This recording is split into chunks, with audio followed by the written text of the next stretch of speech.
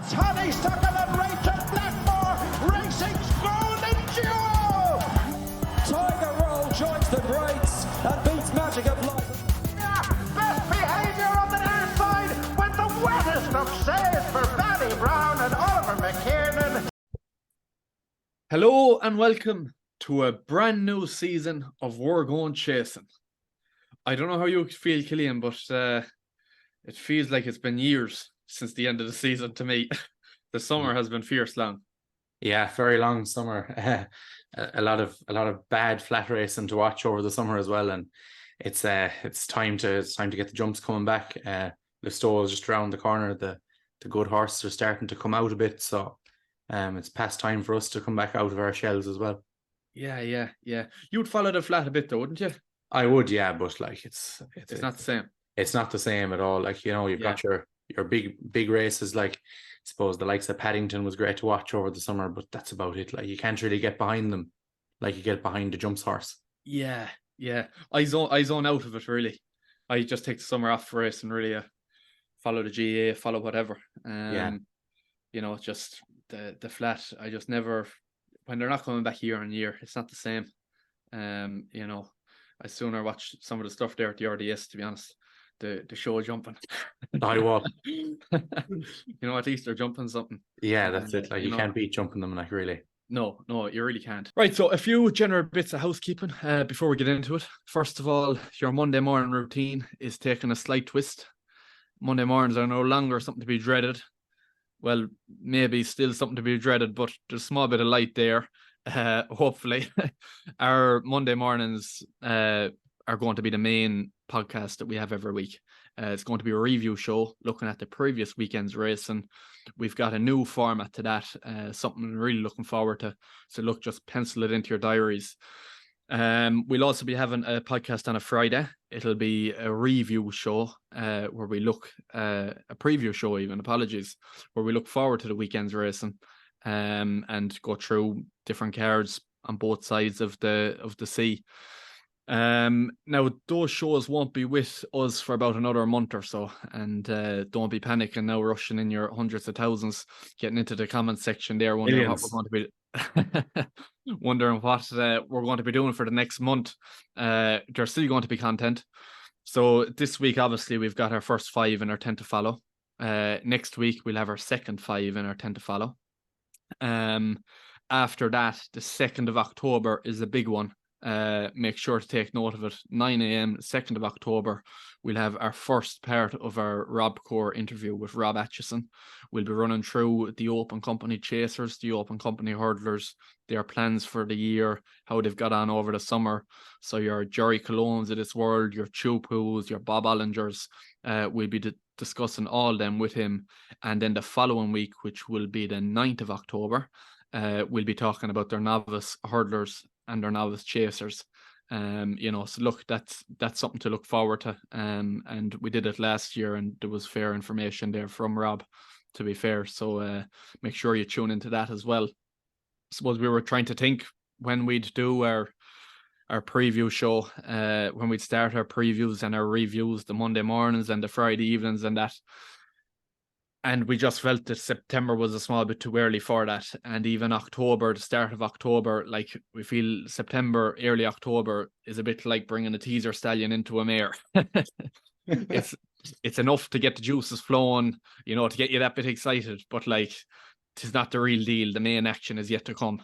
So we'll be looking at the middle of October, probably the end of October, where we'll really get into that. And we'll have more details then with regards our format for that closer to the time.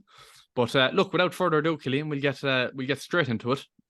We're each going to run through 5 horses. So we'll alternate. You go once, I go once, and we'll start off with you. Who's top of the list?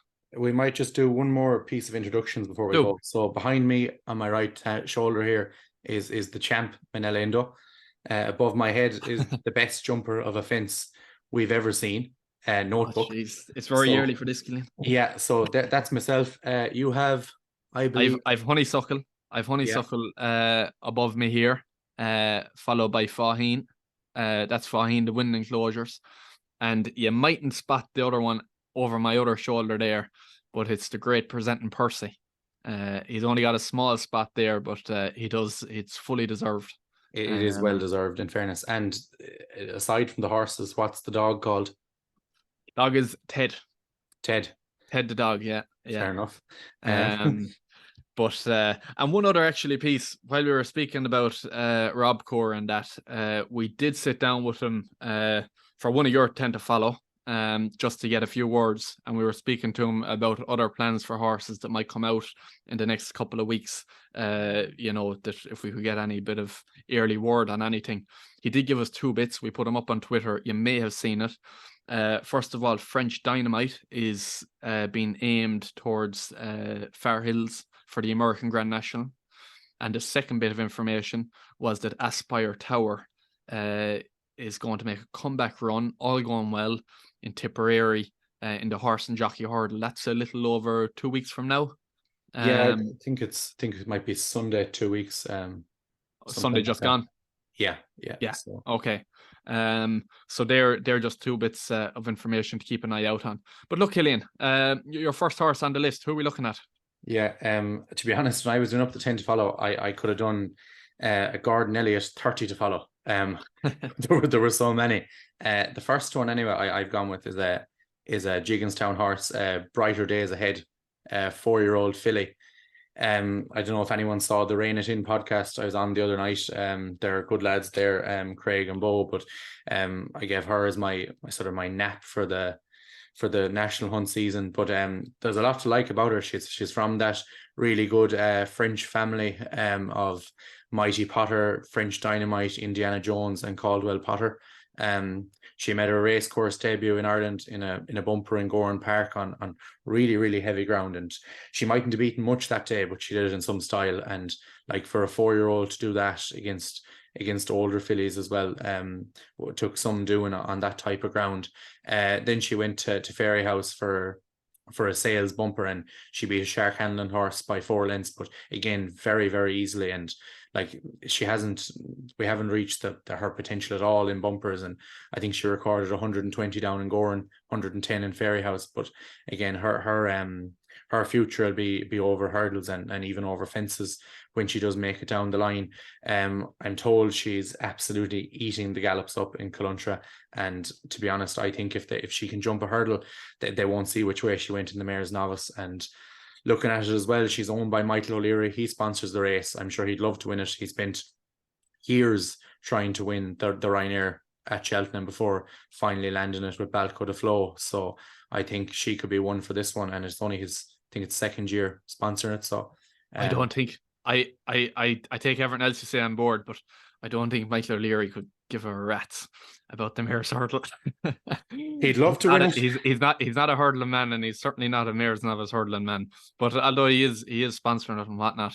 He'd love to win it. Everything else 100%. And an angle I like too is for like horses who have had tough years as 4-year-olds, 5-year-olds running in big bumpers, and then they come with lofty expectations over hurdles.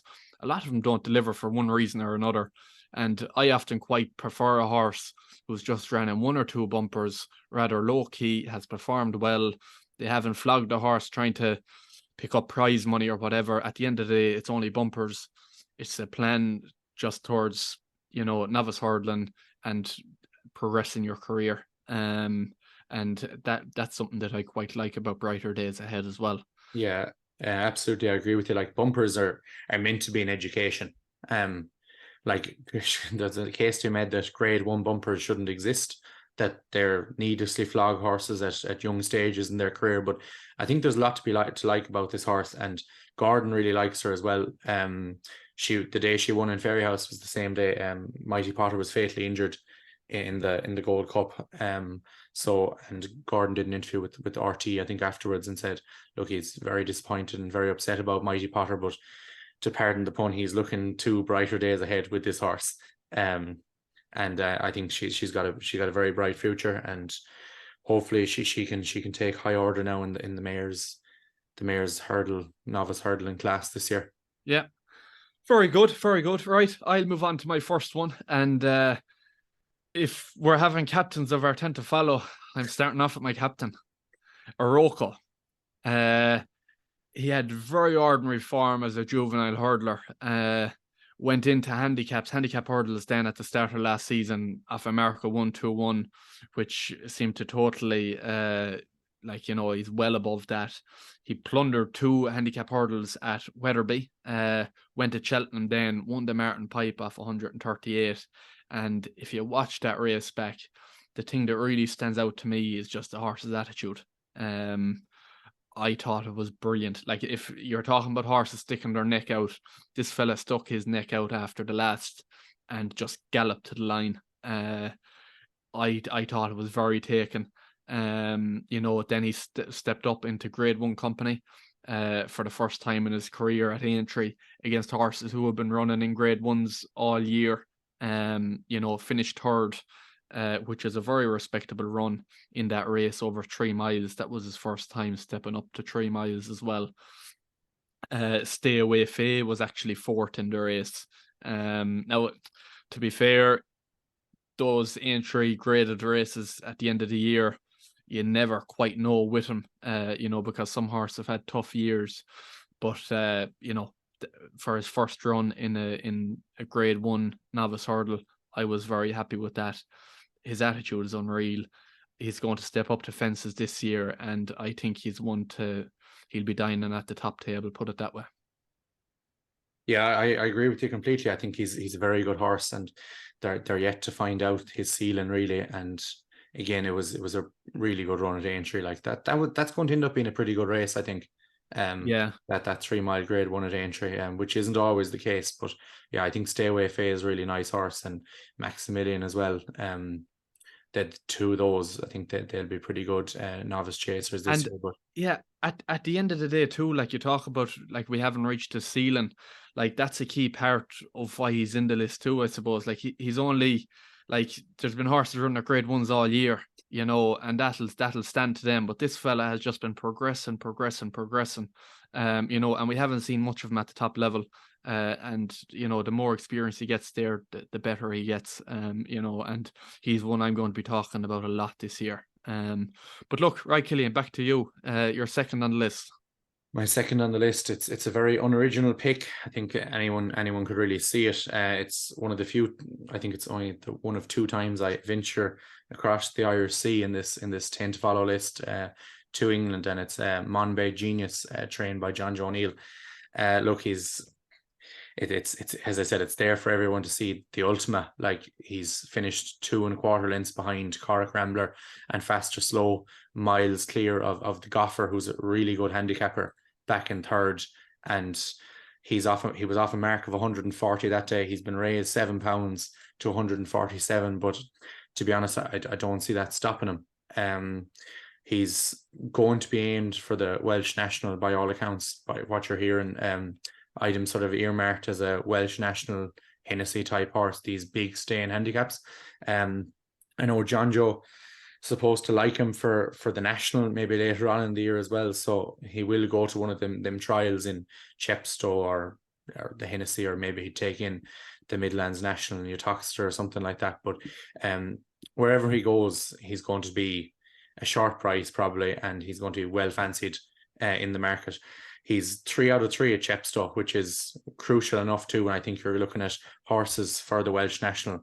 To be honest, I wouldn't have a great record at picking the winner, but he won in Chepstow last January in a novice's handicap off a mark of 127 on soft ground. So he handles the track, he handles the conditions, and I think when he was stepped up to that distance, he's really thrived. I suppose his debut over fences was 2.5 miles, and he was well beaten in Aintree. But when he stepped up to that 3 mile trip, he's won in Newcastle, he's won Chepstow twice since, before that 3rd in Cheltenham. There's a lot to like about him, and as I said, I don't know, will 7 pounds that he got for coming 3rd to Corach Rambler and Faster Slow, with what they've achieved since, it is enough to stop him. Now, I wouldn't be too gone on the trainer, to be honest. I think maybe 10 or 15 years ago you'd really fancy this horse, but just, I suppose, John Joe's record in the last 10 years, as I think the sort of tide has turned towards Ireland in some of the big staying handicaps especially, just make you less confident on this horse. But look, I don't think there's going to be too many Irish runners in a Hennessy or No. in a Welsh national if there are any at all. So I think he's got a great chance, and he's like he said, he's only a 7-year-old turning 8 as well. So Yeah. like there could be a bit of improvement there. But again, it's not that, I suppose, an original of a pick, but I think it's one that should yield returns down the line. Yeah. And only 5 chase starts is all. A Yeah. 7-year-old, plenty of scope for improvement there. Absolutely. And that ties in a small yeah. bit now with my next one on the list. Max Charm, a similar profile. This fella is 8. He's only 4 runs over fences, and he's one that I see as being very competitive in the big 3-mile plus stay and chases here in Ireland. His 4 chase starts, he's incredibly consistent. His form reads 4-2-2-1. 3 beginners chases.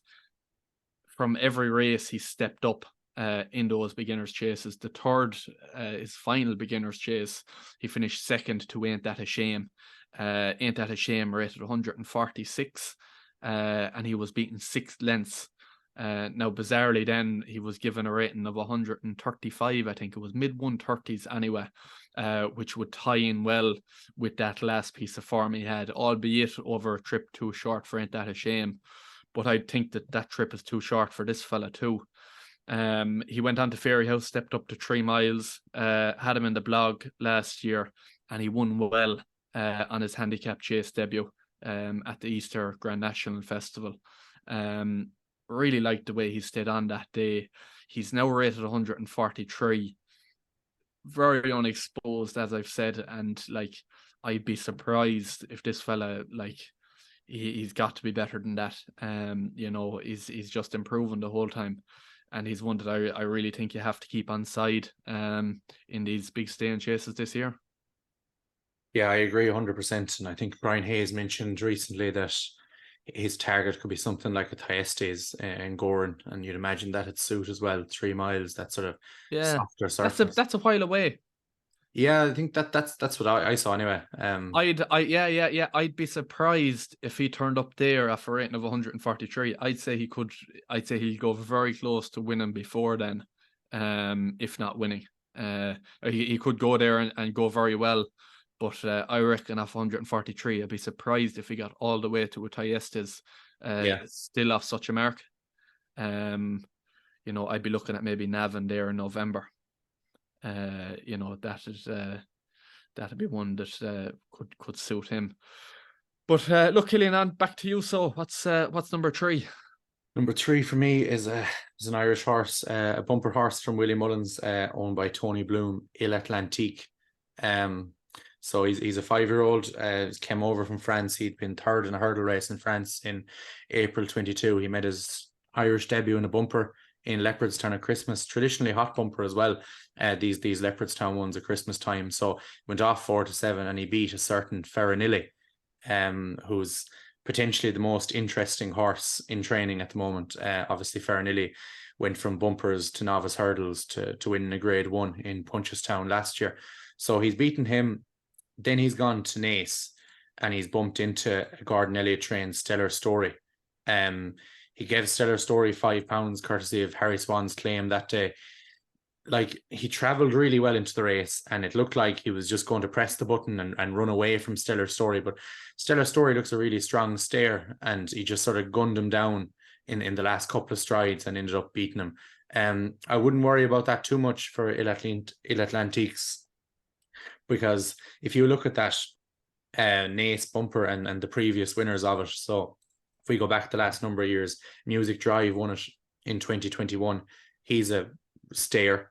He went on and ran the Pertims qualifier last Christmas, having ran over 2 miles 7 or 2.5 miles in Cheltenham. He was beaten by Hermes Allen in a Ballymore trial. Jerry Colombe won this bumper. Jerry Colombe is obviously a staying chaser. He's touted as a Gold Cup horse this year. The year before that, Farouk Delaine ended up winning the race. He beat Vanillier in the Grade 2 novice hurdle at Limerick. He was actually running a really good race in his last race course start when he came down in the RSA at the second last. And then go back to 2018, Carefully Selected, another really good staying chaser, won that race And then when he went over hurdles, he was third, obviously, to Manel Indo. He won at Dieste's last year. So this race is really for staying horses. And I think looking at the race at face value between Stellar Story and Atlantique, like, first of all, Stellar Story is a 6-year-old, was getting £5 off Atlantique. So you could make a case that a summer under his belt, he's going to come back a stronger horse, and maybe he'll see out his races a small bit better. Then his final start of the season, similar thing, was sort of just gunned down, but I think gunned down by a really good horse in Firefox of Gordon Elliott's in Ferryhouse at the Easter Festival. Again, travelled really well. Looks like he's going to just run away from him, but just can't do that again. You'd imagine Firefox is going to be a really strong stayer. So I'm sort of looking at Atlantique from the lens of this horse. He's got a really high cruising speed. He's going to travel really well into races, and with the summer under his belt, I think he could potentially develop into a staying type of a hurdler. Whether that would be a sort of a Ballymore or even a Bartlett type.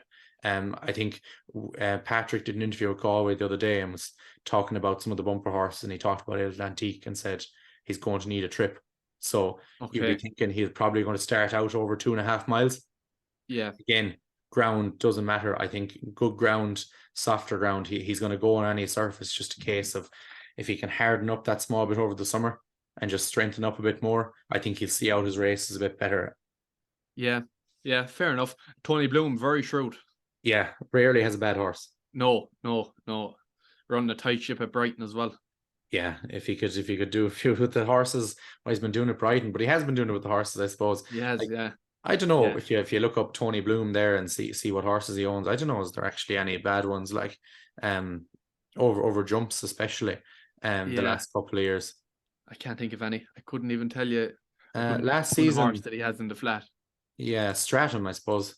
Fair, yeah. He only ran 2 in Ireland last year, in Ergamine and in Atlantique. The year before in Ergamine and Stratham. Yeah, there are no bad horses. yeah. For Mr. Bloom, he's a very shrewd operator. You got to hand it to him. But, I really like Atlantique. I think that there's a lot to be said for him, and hopefully he'll be a pretty good novice hurdler this year.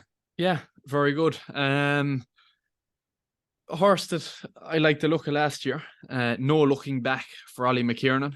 When I'm looking at a 10 to follow, like, you're looking for a horse to follow for the year, and consistency is a big thing really to try and get. For me to put a horse in the list, I really want him to be a consistent horse, which is a negative for this fella. Some of his form has been in and out a bit. Some of his best form is very good. Some of his poorer form is quite average. But he definitely does have a bit of class, and he might go in under the radar a small bit this year. For like his second start over hurdles, he bet Brazil in a match at Limerick there after Christmas. Brazil is a very sharp price for that, and the ground was very poor that day, and I think that might be a key factor for getting no looking back on a good day. I think you might need poor ground. Again, at Naas, this is his best piece of form as far as I can see. He had to give £9 to Irish Point, which is a scandalous amount of weight, really, whatever the conditions were that day. But he finished within about a length, a little over a length, to Irish Point, and Irish Point went on then and won a Grade 1 at Aintree after that. After that, no looking back himself, went to a Grade 1 at Punchestown and finished quite detached, but behind Ilite Toms and Facile Vega. I think he's just one to keep a really close eye on. I think he can step up and trip as well. He looks a real hardy type.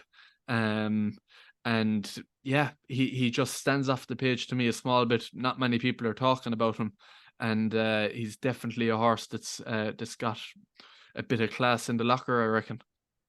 Yeah, I actually remember him running at Christmas, and I remember being up at Leopardstown and saying to one of the lads, Brazil at 5s on or whatever he was is probably the better Christmas in a match against an Ollie McKiernan horse that's won a very average thirdless maiden hurdle, only has to give him £3. You're thinking this is a penalty kick for Brazil. Yeah. No looking back, it's gone and beat him, and beat him comfortably enough too, really, didn't they? And you've got to hand it to him. It was great place, and from Ollie there. And then, like as you said, the Irish point form is brilliant. He was he was a grade 2 winner at Limerick Christmas, so that's why he was given the 9 to Irish point. Okay. Who hadn't been a graded winner, but like 148 race and post rating, like that's really, really good. Very good. Grade 3. So you'd assume, like, I don't know, he probably will jump a fence, I'd say.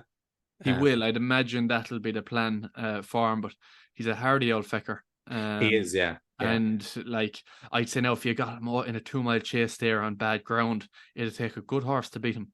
Absolutely, yeah. You know, and then he could easily step up and trip, I reckon, just on his running style and that. And that could suit him down to the ground as well. But look, Killy, that's each of us with 3 horses done. I'm looking at my next 2. I've got a novice chaser, and then I've got an English horse who I really like. He's going to be in big staying handicap chases over there, and I'm really keen on him. But look, back to you. Who's number 4? I'm looking through my notes. I didn't really go in a great order, but number 4 is a potentially forgotten horse. Is Saint Felicien, owned by Rob Corr and trained by Gordon Elliott. He's a Santa Saints gelding. He's that same sire as Protectorat, Faster Slow, Jacadam. So a really good French sire. Like if you were to look at a horse going novice chasing this year and define unexposed, it's probably him. He's only had 3 runs in Ireland for Gordon Elliott. His first run was over in France. He won a hurdle race in a tie by 8 lengths, race and post rating of 133. I won't pretend to be an expert in French ratings or whatever, but that's pretty good on debut. Then he's gone to Gordon Park and he's beaten a nice horse of Pádraig Roach's Slip of the Tongue by 2 1/4 lengths.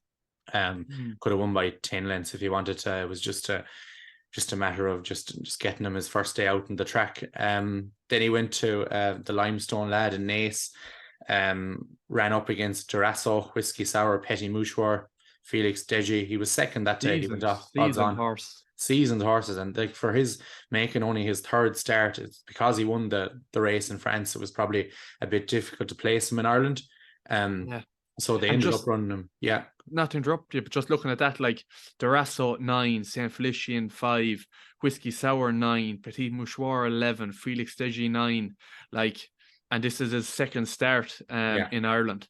You know, to come second in a field of seasoned campaigners like that is quite impressive to my eye. Absolutely, yeah, 100% agree with you. And like Durasso rated 150 on the day, only given £5 away to Saint Felicien, a relatively really young and inexperienced horse. It's only beaten 3 1/4 lengths. It was a pretty good run, race and post rating of 153. The rating people agreed. And then he went to the Coral Cup and he was a real handicap plunge that week. I remember he was 8s and 10s maybe 2 weeks before the festival, and he's gone off 9-2 favourite and like really well fancied, but I just like he never went a yard on the ground at all. It's just too soft for him, and I suppose that's the last we've seen of him. He had an issue last year, and he's back now, and the plan is to go novice chasing. I think he's schooled well over fences, and I suppose he should be up and ready to go in the next month or 6 weeks. But that's enough from me on him. We decided to catch up with Rob Atchison of Rob Corr just to ask him for his opinions on the horse. So here it is with Rob. Hi, Rob. Thanks for joining us this morning. Oh, pleasure to be here, Cillian. Looking forward to the new season ahead, and I know you've picked one of ours for your 10 to follow, so more than happy to give an update on him. Yeah, absolutely. And thanks a lot for joining us from over in Australia. I know that the time difference makes it a bit difficult, but yeah, thanks a lot for that. So I have Saint Felicien in my 10 to follow, so if you could give us just a quick update on him. Yeah, no, Saint Felicien, he's going to go over fences this season. He was ready to go. He was ready to rock this time last year. People remember he would have had entries in Gore and certainly last November and Fairyhouse in December. Ground kind of went against him those sort of days, so we reminded him until sort of the end of December he was ready to go to Leopardstown, and then he had to get a bit of surgery on a kiss and spine, but it was nothing too serious. I went down just before he came out here. I went and saw him in Robbie Powers, and he looked an absolute picture now. I was absolutely delighted with him. So yeah, he's a horse, like, people might look at his form and think he was a little bit disappointing, But when you look at it, he came over 4, turning 5. He'd only ran once in France before starting, and in his 3rd race ever, he was second behind Iroko. He then went off there for the Coral Cup. Didn't really work out, but look, he was young and inexperienced. I know in the yard they absolutely love him. They think he works really well. He jumps really well. So yeah, hopefully he'll be able to win his beginners without too much hassle, and then set his sights on graded targets, possibly if he goes well early, possibly a Drinmore or something like that. I'd say 2.5 miles will be his trip. And yeah, we'll see where we go. That's great, Rob. Thanks a lot. And it's great to hear that he's back as well. I know we have our Rob Core stable tour coming out on the 2nd of September with the Open Company hurdlers and chasers. So we're looking forward to that as well. And then the following week we'll be with our open or our novice hurdlers and novice chasers as well. So thanks a lot for coming on to that, Rob, when it does happen. So that's great, Rob. Thanks a lot for the update on San Felicien, and talk to you soon. Thanks a million. See ya.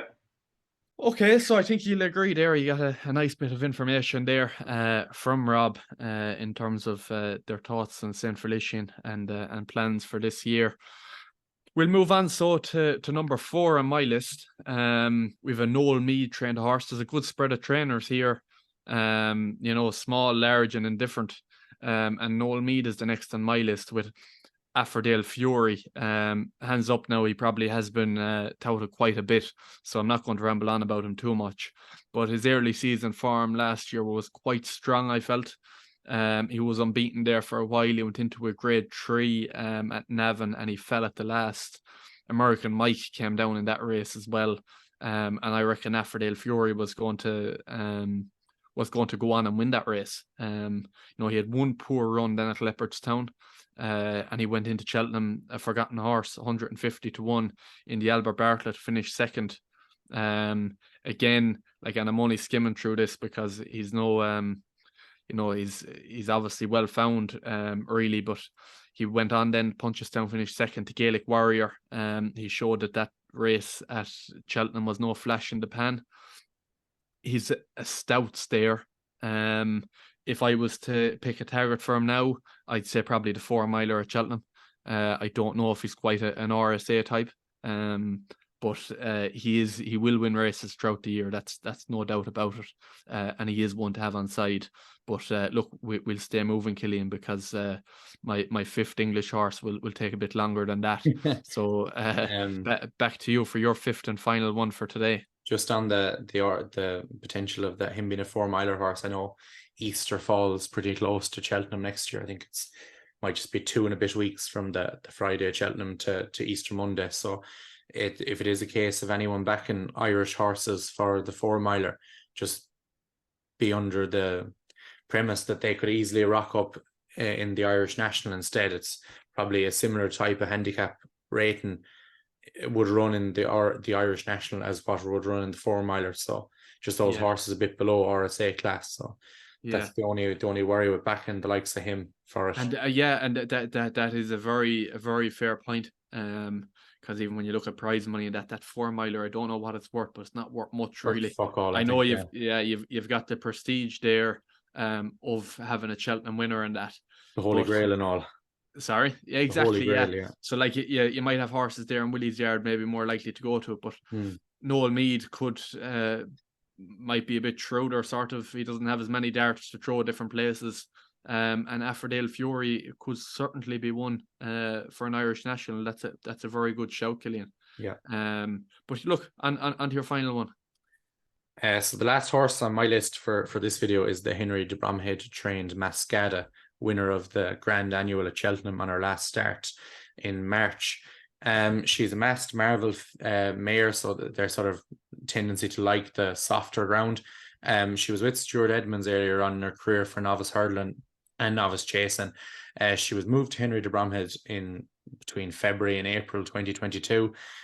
He dropped her into a grade 1 on her first start in Punchestown and novice chase. She was only beaten 13 lengths by Blue Lord, Court Sublime, Gavin Echo. She had Hot on Colours and Saint Salmon behind that day. Then off a 220-day break, she rocked up to a mare's chase in Fairyhouse, and we were there that day, James, for the Hatton's Grace. And coming to the second last, she looked to be traveling the best. She was really getting into gear, and she's came down. And I know a horse you really like, Melina Girl, won the race that day. So I thought that was fairly strong form. She got a racing post rating of 141, despite not finishing out the race. She got compensation for that loss down in Limerick in the Tim Duggan at Christmas, over 2.5 miles on heavy ground. She beat Rebel Gold, who came out since that race and franked the form again. He beat Cour Sublime in a grade 3 in Naas. So that was pretty strong after that. So Maskada then went to the Dublin Racing Festival and ran in the 2 mile 5 handicap chase. Things didn't really go right for her that day. She jumped pretty poorly, and I think that sort of quicker ground might have found her out a small bit. But going back to 2 miles in the Grand Annual, jumped really well. Dara sort of smuggled her into the race. And I know Dino Blue made a mistake the last and the second last, but Maskada wasn't stopping coming to the line, and she's won by 6.5 lengths. And I think crucially here, she's ran to 155. Dino Blue, she gave Dino Blue £2 that day. Dino Blue's come out and won her next 2 starts. Yeah. In Fairyhouse and in Punchestown. Dino Blue is now rated 155, and Maskada is rated 151. 151 is the same rating as Allegora de Vasse, the horse that was second in the Mayor's Chase to Impervious at Cheltenham. And with the question marks over Impervious now, and she's not going to be seen till at least the new year.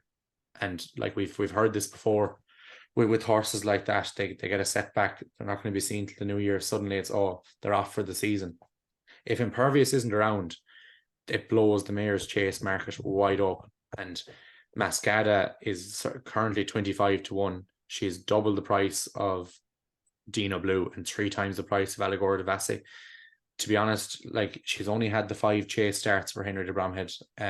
She's relatively young. She's still 7. And we look at him with what he does with horses improving over fences, and she's certainly improved from every start, bar that blip at the Dublin Racing Festival, but we're happy to forgive that.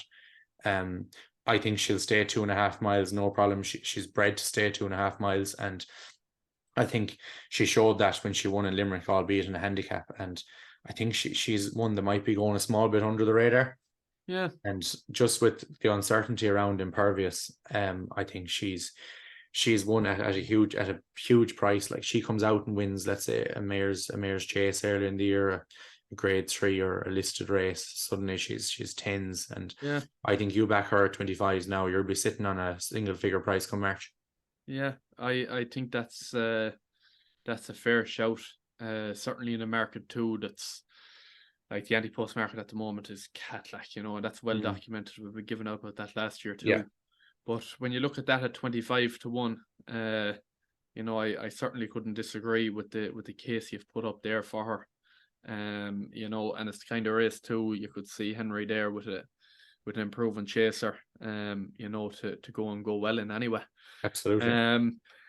That brings me on to my final one, and it's one for our English listeners, because actually, amazingly, we focus on Irish racing, but about 70% of our listeners are English listeners. Yeah, tens of thousands of English listeners. Yeah. But this is one for them, and I really, really like the look of this fella. It was almost a toss of a coin between him and Iroko for my captain. So I'm going to call this fella the vice captain. I don't know, maybe I'll have a vice captain in the next 5 of the 10 to follow. But this fella is definitely one that I like. His name is Strawfan Jack. And I did a Twitter search on him before this because I hadn't really seen him anywhere. And I was just checking to see if other people had put him up or whatever. And I was delighted to see that there was nothing on him whatsoever, which makes me more excited about it, to be honest. But look, on his second start last year at Cheltenham, he beat the likes of Ash Tree Meadow and Soul Pretender in a novice chase. Now, on that day, Ash Tree Meadow was rated 145 and Soul Pretender was rated 150. Ash Tree Meadow is now rated 155. So that form looks very well, the fact he's beat both of them. That now Strawfan Jack is rated 142, so he's well below them. But the significant piece of form, and that's great form, but the bit that really catches my eye is after that, he went on to an open company handicap chase at Sandown. And if you just look at how the horses have performed in this race since then, so the first was rated 128, and he's now rated 135, so up £7. You'd get that for winning a race of that nature. Second was rated 138, now today is rated 147, up £9. Third was rated 138, now 149, up £11. Fourth was Stroff and Jack, and fifth was rated 133, now 149, up £16. Those 5 horses finished within 6 lengths of each other, and all of them, bar Stroff and Jack, have shot up in the rating since. They must have been all extremely well in that day. Is what my conclusion to that would be. Now since then, and this is the interesting part as well, Stroff and Jack has gone from a rating of 142 down to a rating of 141. And the reason for that is because he's been extremely highly tried. He went to the Arkle at Cheltenham, which was an unbelievable task, really, and then to the Manifesto Grade 1 at Aintree. So he's very unexposed. And if you just discount those last 2 races, because you're asking a hell of a lot of a horse to compete at that level. And if you go back and look at that handicap chase at Sandown, that form is unreal. And then go back one more start at Cheltenham, beating Ash Tree Meadow and Soul Pretender. I think those 2 pieces of form are savage. And off a rating of 141, along with Max Charm, Stroff and Jack, if he can't win off 141, I give up. I give up at this game. That's the way I feel. Maybe he should be my captain over Iroko, but I just love Iroko so much I couldn't do it. But look, Stroff and Jack, I can't see any more in him. But that's how I feel, Cillian. I agree with you 100%, and you made a fair case for that that handicap chase form down in Newbury, was it? So. As you said, all the horses have gone up in rating since, and he's managed to find himself dropped a pound for running really well in the Arkle, really, compared to what the task was. And he ran a decent race in Aintree as well. He finished in front of the worst Turner's winner of years in Stage Star. So a big lovely grey too. Stage Star, Yeah, I love a grey. You do, yeah. I love a big grey, and this fella is savage. I'm really looking forward to him now, to be honest with you. But look, that's our first 5 for each of us on the 10 to follow. You'll get our next 5 next Monday, 9 a.m. Remember, that's our new slot. Would really appreciate if you could subscribe wherever you're listening, whether it's Spotify, Apple Podcasts, or if you're watching here on YouTube.